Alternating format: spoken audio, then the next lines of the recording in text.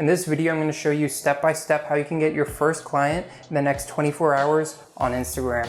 Since I started freelancing on Instagram, I've consistently been getting like 10 to 20 DMs every single day from people wanting me to create artwork from them. So I'm going to show you exactly what I did so you can copy me and get the exact same results. If you find this video useful at all, please consider subscribing and let's get right into it.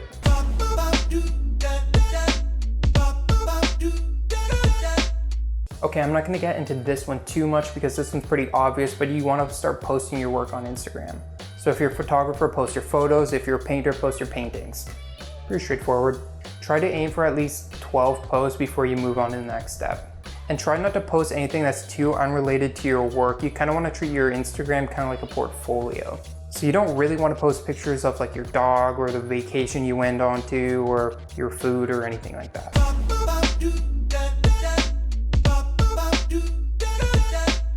Okay, now you want to optimize your name and your bio. This makes it 100% who you are and what you do. So for example, in your name, you put your name and then painter or something like that. For your bio, you can go a little bit more in depth and write like wedding photographer or tattoo artist based out of New Jersey. You will also want to add a line to your bio that kind of explains what you do. So like DM for custom paintings or email me for tattoo consultations. I'm gonna put a link in the description to my own Instagram so you can see like a perfect example of exactly what I'm talking about.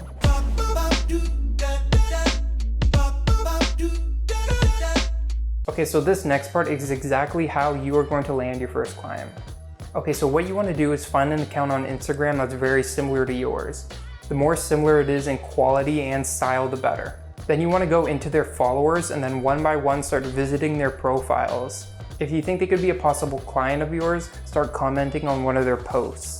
It is very important that you do not write anything spammy. Don't write nice or 3 fire emojis or anything like that. Everyone gets spammed on Instagram every single day. So you want to separate yourself from that crowd. In my experience, the perfect comment is you complimenting something of theirs and then asking them a question. So using myself as an example, I create cover art for musicians. So I'm going to look for a musician and then I'm going to listen to an album or a single that they released recently.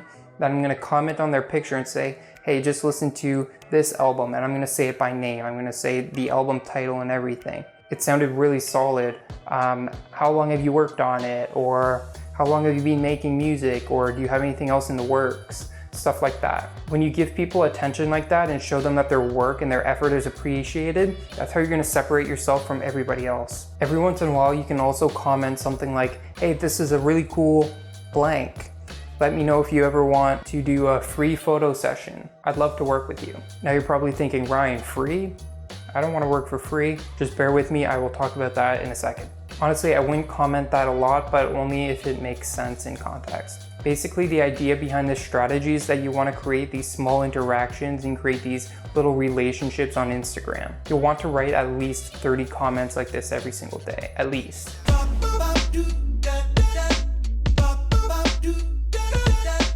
All right, congrats, you got your first DM and they're either expecting free work or they're gonna ask you how much you charge.